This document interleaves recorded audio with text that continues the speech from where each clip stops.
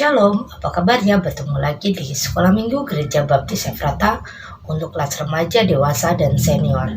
Bapak Ibu Saudara sekalian, kita akan belajar di pelajaran 10 yang mengambil judul Keluarga yang Berjiwa Sosial. Ayat firman Tuhan yang kita akan pelajari hari ini adalah dari Roma 16 ayat 1-5. Kita akan membacanya bersama-sama. Silakan Bapak Ibu Saudara sekalian untuk membukanya di Roma 16 ayat 1-5. Saya akan membantu membacanya, silakan Bapak Ibu juga menyimaknya di Alkitab masing-masing. Aku meminta perhatianmu terhadap Febe, saudara kita yang melayani di Kangkrea, supaya kamu menyambut dia dalam Tuhan, sebagaimana seharusnya bagi orang-orang kudus, dan berikanlah kepadanya bantuan bila diperlukan, sebab ia sendiri telah memberikan bantuan kepada banyak orang, juga kepadaku sendiri. Sampaikan salam kepada Priska dan Aquila, teman-teman sekerjaku dalam Kristus Yesus. Mereka telah mempertaruhkan nyawanya untuk hidupku. Kepada mereka bukan aku saja yang berterima kasih, tetapi juga semua jemaat bukan Yahudi. Salam juga kepada jemaat di rumah mereka. Salam kepada Epenetus, saudara yang kukasihi, yang adalah buah pertama dari daerah Asia untuk Kristus. Mari kita berdoa. Tuhan Yesus, kami ucap syukur hari ini karena kami diberikan kesempatan untuk belajar firman-Mu. Berkati kami supaya kami mengerti, memahami, dan melakukannya dalam hidup kami. Dan hanya di dalam-Mu kami percaya berdoa. Haleluya. Amin. Bapak Ibu Saudara sekalian, lewat ayat yang tadi kita sudah baca, di sana disebutkan beberapa nama-nama oleh Paulus. Febe, Priska dan Aquila, dan beberapa nama lagi. Pasti Bapak Ibu juga sudah memahami siapa mereka, tetapi hari ini kita akan belajar dari tokoh-tokoh yang disebutkan oleh Paulus. Febe adalah seorang lajang. Banyak tafsiran mengatakan bahwa dia tidak menikah sama sekali, ada juga yang mengatakan dia seorang janda. Tapi dalam posisi dia melayani jemaat, dia tidak ada pasangan hidup. Entah dia janda atau dia memang mengambil keputusan untuk tidak menikah. Dia adalah seorang perempuan yang melayani janda-janda tua, yang melayani perempuan-perempuan dalam kebutuhannya. Jadi dia memang menempatkan dirinya untuk membantu banyak orang. Dia bukan orang kaya, tetapi dalam keterbatasannya, dia masih tetap bisa menolong orang lain, bahkan menolong Paulus. Sehingga Paulus mengatakan bahwa Febe itu saudaranya, saudara perempuannya. Dia sebutkan di suratnya, dan dia meminta jemaat di Roma untuk memperhatikan Febe, menyambutnya dengan baik. Sedangkan Priska dan Aquila ini adalah teman sekerjanya Paulus waktu mereka bekerja untuk membuat tenda di Roma. Dan mereka berdua suami istri ini, pasangan ini, banyak sekali membantu hamba-hamba Tuhan yang ada di sana.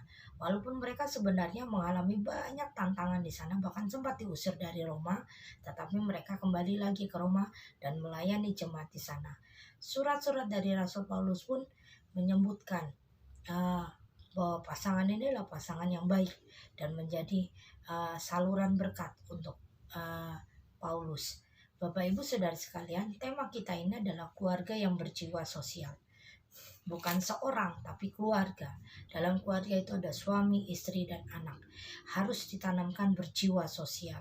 Bukan sosial, tapi sosial. Banyak sekali di luar sana untuk memberi. Banyak sekali yang diposting, yang dipublikasikan supaya menarik simpati orang atau disebut orang baik. Tetapi dalam pelajaran kita, dalam Alkitab kita diajari oleh Tuhan Yesus, kalau engkau memberi tangan kiri, tangan kananmu tidak tahu. Artinya saat engkau memberi orang lain, engkau tidak boleh menuntut balasan. Engkau harus ikhlas, harus tulus, dan tidak boleh diketahui orang lain. Pertolonganmu itu berarti pertolongan yang murni, tulus, pertolongan yang sejati. Bapak Ibu Saudara sekalian, banyak lagi di luar sana kadang-kadang menempatkan dirinya untuk menempatkan dirinya sendiri sebagai orang yang harusnya ditolong. Banyak sekali orang yang ingin sekali ditolong, bukannya menolong. Nah, kita sebagai umat Tuhan harusnya diberikan satu pemahaman, satu hikmat dari Tuhan saat kita menolong orang lain. Apakah pertolongan kita itu benar-benar menolong dia atau membuat dia menjadi terpuruk, Contohnya begini, saya selalu mengajarkan di senior bahwa kasih itu berkorban, kasih itu harus bayar harga, kasih itu harus tulus, tapi kasih itu juga harus mendidik. Contohnya, saat orang itu membutuhkan sesuatu, saat dia berbicara dan minta bantuan ke kita pun harus punya hikmat.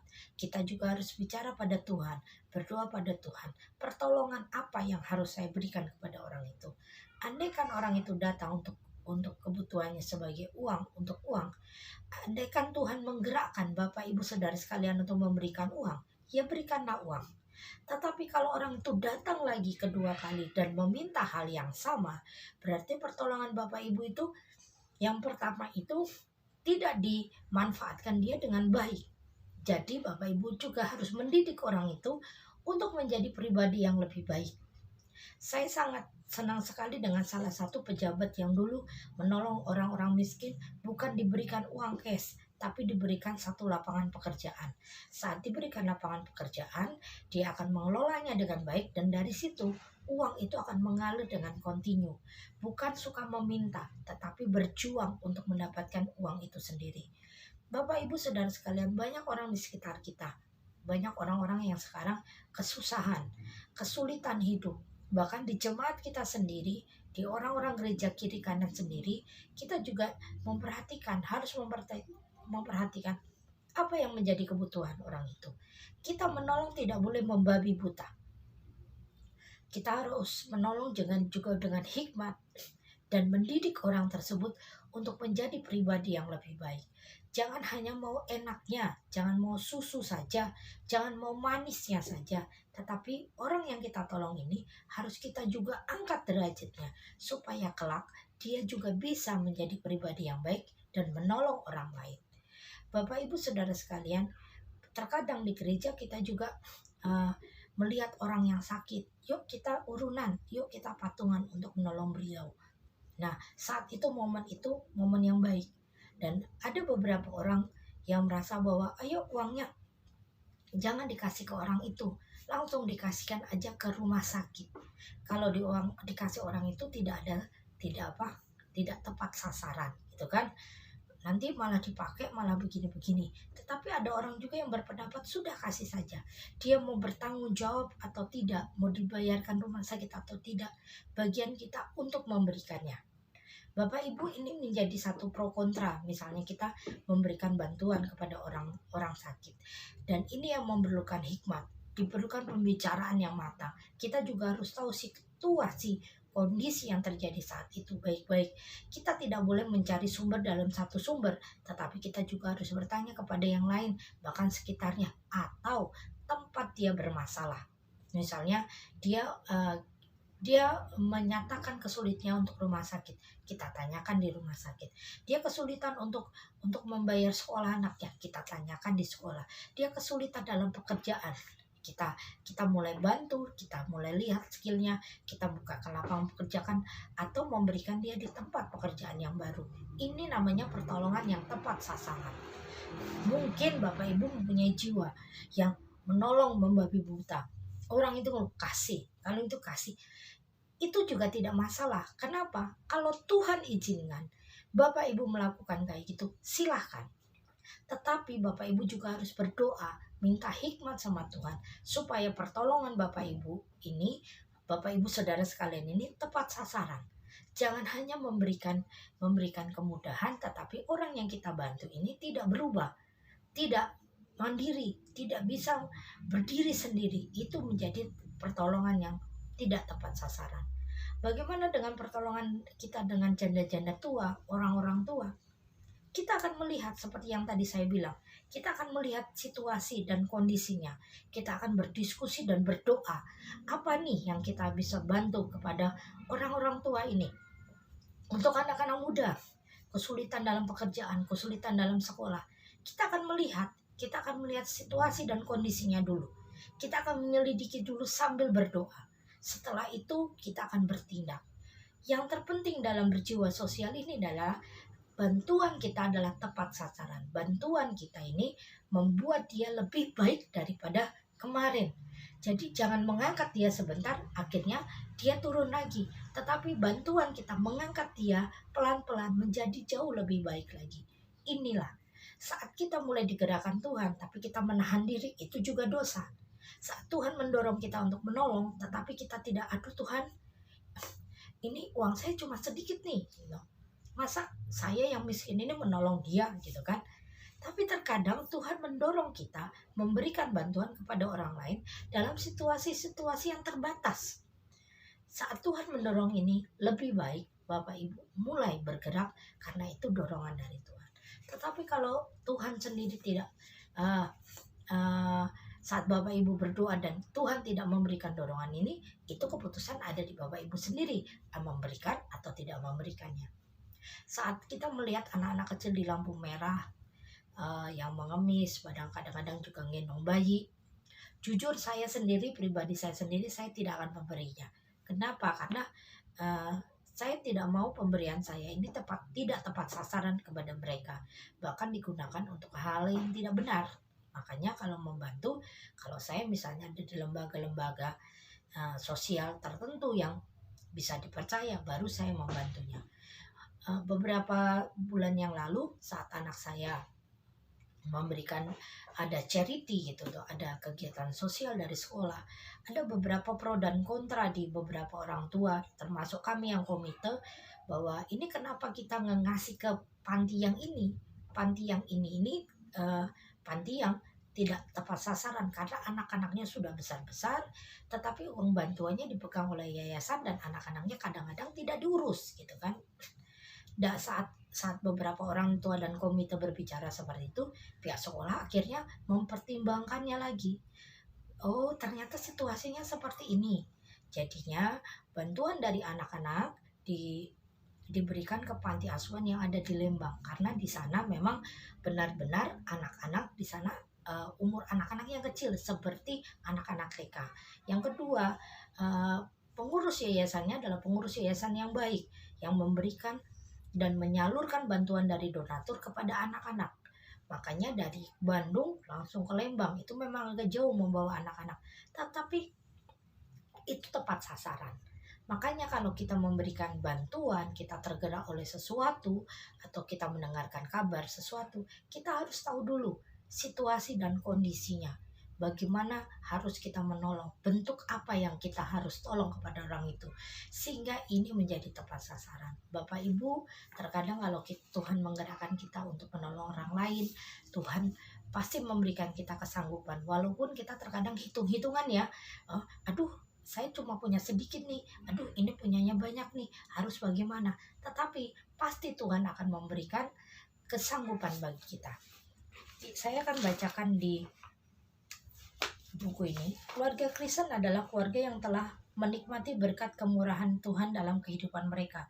Melalui berkat yang sudah dilimpahkan, setiap orang Kristen juga dapat menjadi prostatis terhadap kehidupan orang lain.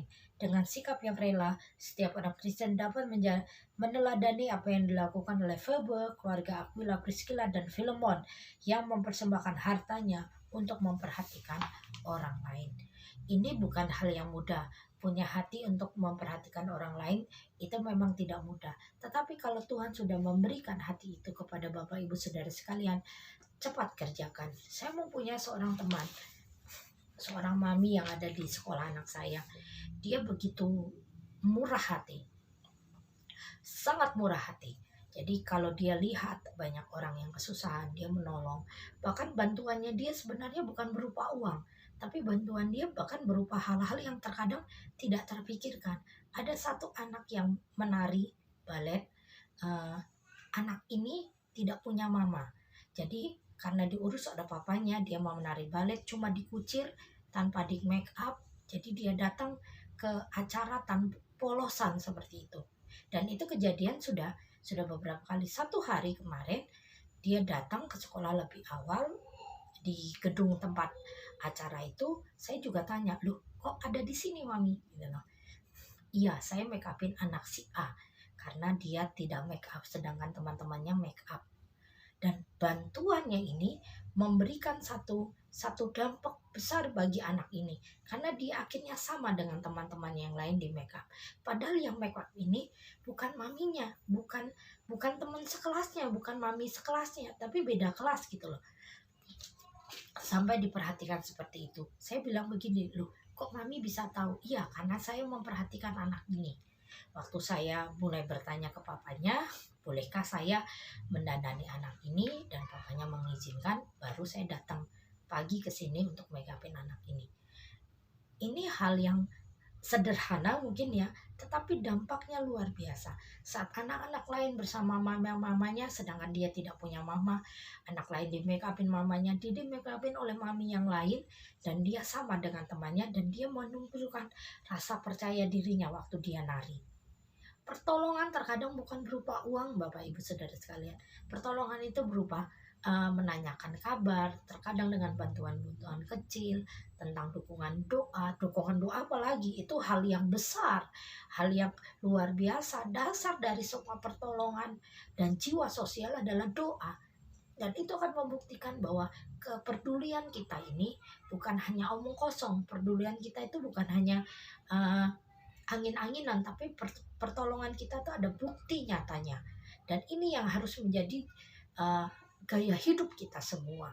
Banyak jemaat yang sakit, kita tanyakan kabarnya, kita datang, kita juga mulai mendukung dalam doa dalam setiap persekutuan kita. Itu akan menjadi satu bukti doa. Saat dia dipulihkan, kita pun akan bersyukur, dan kita akan melihat bagaimana Tuhan menolong.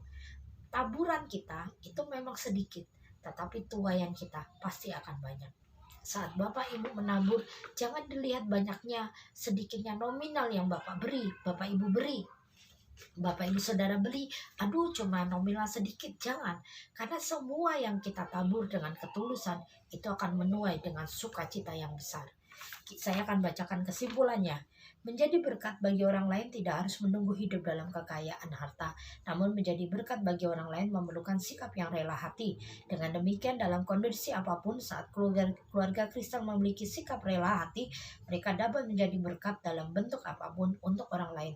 Menjadi berkat bagi orang lain adalah buah kehidupan orang Kristen yang selalu menghidupi firman Tuhan. Dari buah yang dihasilkan inilah nama Tuhan dipermuliakan melalui kehidupan keluarga Kristen. Saat kita menolong, sebenarnya kita juga ditolong.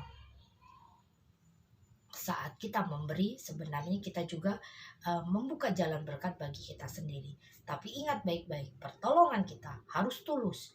Tidak ada motif untuk menerima kembali. Karena saat kita memberi, Tuhan pasti akan memberkati kita dengan cara-caranya yang ajaib. Jangan sampai punya pikiran, saya mau nolong orang itu, siapa tahu nanti kalau saya susah juga saya ditolong orang itu. Jangan. Karena kalau kita susah, Tuhan tahu, dan Tuhan bisa menolong kita dalam segala hal, dari sumber manapun juga bisa.